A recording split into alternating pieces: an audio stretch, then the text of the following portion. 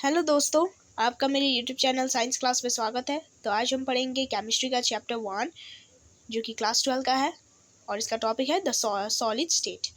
तो solid state क्या होता है? ये एक फॉर्म है। तो इसमें आप यहाँ पे देख सकते हैं लिक्विड्स एंड गैसेस, जो उसे हम कहते हैं फ्लूइड्स, क्योंकि उनमें फ्लो होता है, एबिलिटी टू फ्लो होता है, और जो मॉलिक्यूल्स है वो फ्री टू मूव अबाउट होते हैं। तो यहाँ से शुरू करते हैं general characteristics of solid state से। तो आपने क्लास 11 में भी पढ़ा ही होगा कि मैटर में 3 स्टेट्स होते हैं, जैसे कि है सॉलिड, लिक्विड और गैस।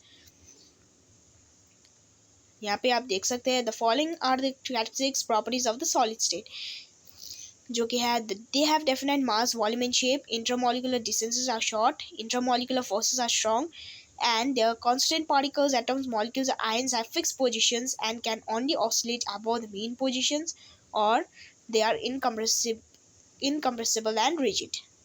तो एम्फरस एंड क्रिस्टलाइन सॉलिड्स, तो ये सॉलिड्स को हम क्लासीफाई कर सकते हैं कि क्रिस्टलाइन और एम्फरस में on the basis of this nature और स्ट्रक्चर।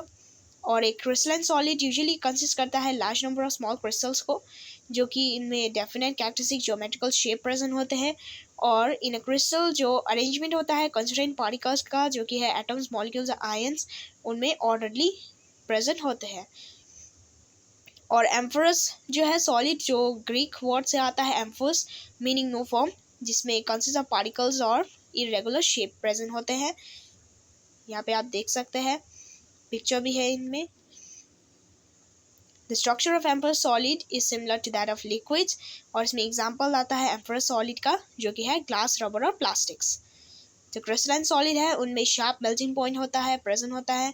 एम्फरस सॉलिड्स जो है वो सॉफ्ट होते हैं over a range of temperature, और उनमें ब्लो कर सकते हैं हम इन वेरियस शेप्स में।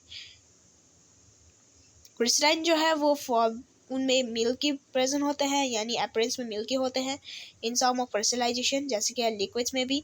एम्फरस सॉलिड्स जो कि उनमें टेंडेंसी टू फ्लो होते हैं, लेकिन वेरी स्लोली। और समटाइम्स इसे हम कह सकते हैं कि पिसरो सॉलिड्स है या सुपरकूल लिक्विड्स।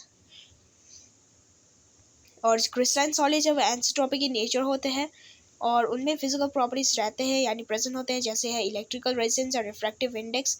तो उसमें डिफरेंट वैल्यू शो करते हैं, और ये मेजर करते हैं डिफरेंट डायरेक्शंस को इन द सेम क्रिस्टल में।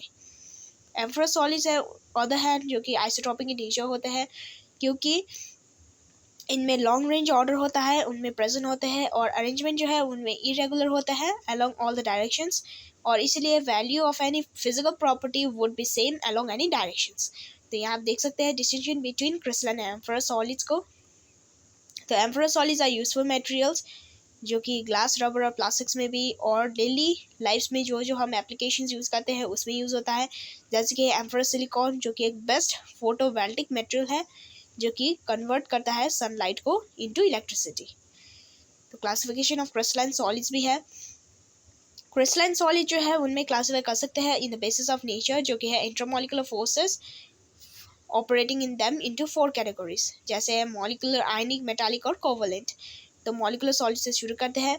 तो ये भी डिवाइड किया गया है इन द फॉलोइंग कैटेगरीज, जो कि है नॉन पोलर मॉलिक्यूलर सॉलिड्स, उनमें आइदर प्रेजेंट होते हैं एटम्स, उनमें एटम्स प्रेजेंट होते हैं, और ये सॉलिड जो है वो जनरली सॉफ्ट होते हैं और नॉन कंडक्टर्स ऑफ इलेक्ट्रिसिटी, और इनमें मेल्टिंग पॉइंट भी लो होता है, और इनमें टेम्परेचर, ये गैसियस स्टेट में रूम टेम्परेचर और प्रेशर में भी प्रेजेंट हो सकते हैं।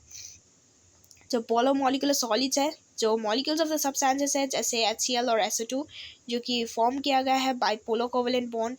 और जो मॉलिक्यूल्स है तो उनमें सच सॉलिड्स जो कि है held together by relatively stronger dipole interactions. तो यहाँ आप देख सकते हैं हाइड्रोजन बॉन्डेड मॉलिक्यूलर सॉलिड्स। तो इसमें सॉफ्ट सॉलिड जो है वो उनमें पोलर कोवेलेंट बॉन्ड्स प्रेजेंट होते हैं, जैसे कि है वाटर, आइस एक्सेट्रा, और ये रूम टेम्परेचर में भी सॉफ्ट होते हैं। आयनिक सॉलिड्स है, आयन जो है वो कांस्टेंट पार्टिकल्स है ऑफ आयनिक सॉलिड्स, और ये सॉलिड जो है वो फॉर्म किया गया है by 3 dimensional arrangements of cations और anions by strong coulombic electric forces.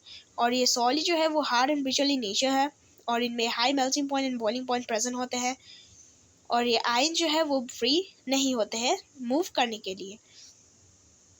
Metallic solids देखते हैं। मेटालिक सॉलिड जो है उनमें पॉजिटिव आयंस प्रेजेंट होते हैं, सराउंड किए गए हैं, और ये इलेक्ट्रॉन जो है वो मोबाइल होते हैं और evenly spread out through the crystal रहते हैं, यानी स्प्रेड इजीली कर सकते हैं।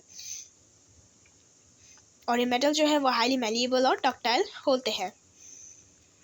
और इनमें मेटल जो है उनमें लश्यर और कलर भी हो सकते हैं इन सर्टन केसेस में। तो कोवलेंट और नेटवर्क सॉलिड्स, तो इनमें wide variety of present solids of non metals present होते हैं from the formation of covalent bonds between adjacent atoms through out the crystal, और इन्हें हम जाइंट मॉलिक्यूल्स भी कह सकते हैं। कोवलेंट बॉन्ड जो है वो strong and directional in nature है, देयरफॉर जो एटम्स है वो वेरी स्ट्रांगली हेल्ड होते हैं एट द पोजिशंस, और ये सॉलिड जो है वो जनरली हार्ड एंड ब्रिटल होते हैं और इनमें हाई मेल्टिंग पॉइंट्स प्रेजेंट होते हैं और ये डिकम्पोज कर सकते हैं बिफोर मेल्टिंग। और ये है इंसुलेटर्स जो कि कंडक्ट इलेक्ट्रिसिटी नहीं करते हैं, जैसे कि डायमंड, ग्राफाइट जो कि एक सॉफ्ट है मेटल और ये कंडक्टर ऑफ इलेक्ट्रिसिटी है। कार्बन एटम जो कि अरेंज किया गया है इन डिफरेंट लेयर्स और ईच एटम्स में कोवलेंट बॉन्डेड होते हैं to 3 of its neighbouring atoms in the same layer. यहाँ पे आप देख सकते हैं डिफरेंट टाइप्स ऑफ सॉलिड्स, तो ये सभी वही है। Crystal lattices and unit sales, जो एक मेन कैरेक्टरिस्टिक्स है एक क्रिस्टलाइन सॉलिड का, जो कि रेगुलर और रिपीटेटिंग पैटर्न होता है ऑफ कॉन्स्टेंट पार्टिकल्स। तो ये 3 डायमेंशनल अरेंजमेंट होता है कॉन्स्टेंट पार्टिकल्स का इन ए क्रिस्टल, जो कि डायग्रामेटिकली रिप्रेजेंट किया गया है। तो इस अरेंजमेंट को हम कहते हैं क्रिस्टल लैटिस। और ये regular 3 dimensional arrangement of points होते हैं, तो उसे हम कहते हैं क्रिस्टल लैटिस, जैसे हम यहाँ पे पिक्चर देख सकते हैं। और इनमें 14 पॉसिबल 3 डायमेंशनल लैटिसेस प्रेजेंट होते हैं, जिन्होंने कहा था वो था ब्रेविस लैटिसेस, क्योंकि ये फ्रेंच मैथमेटिशियन ब्रेविस ने डिस्क्राइब किया गया था। तो उनमें कहा था कि ये फॉलोइंग कैरेक्टरिस्टिक्स प्रेजेंट होते हैं, जैसे each point on the in a lattice is called the lattice point or lattice site.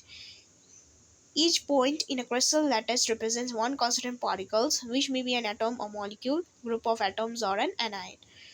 Lattice points are joined by straight lines to bring out the geometry of the lattice. The unit cell जो है एक smallest portion of a crystal lattice है, जो कि repeated होता है in different directions, generates the entire lattice.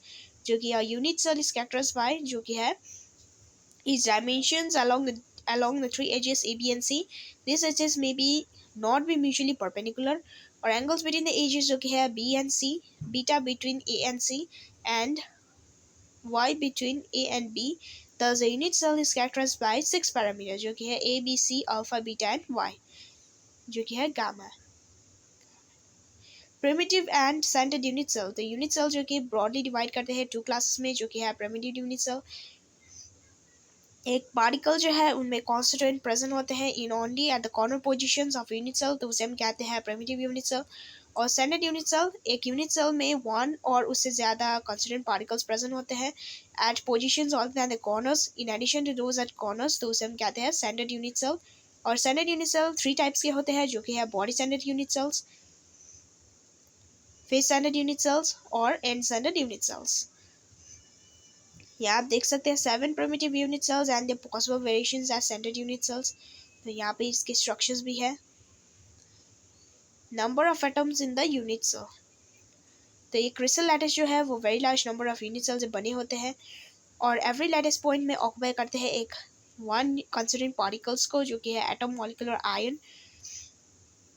तो primitive cubic unit cell, primitive cubic unit cell जो कि एटम्स जो है वो कॉर्नर में ही प्रेजेंट होते हैं और ईच एटम जो है वो कॉर्नर में शेयर करते हैं between edge adjacent unit cells को, जैसे कि है देयरफॉर 1/8 जो कि है एटम और मॉलिक्यूलर आयन जो बिलोंग करता है एक पार्टिकुलर यूनिट सेल को.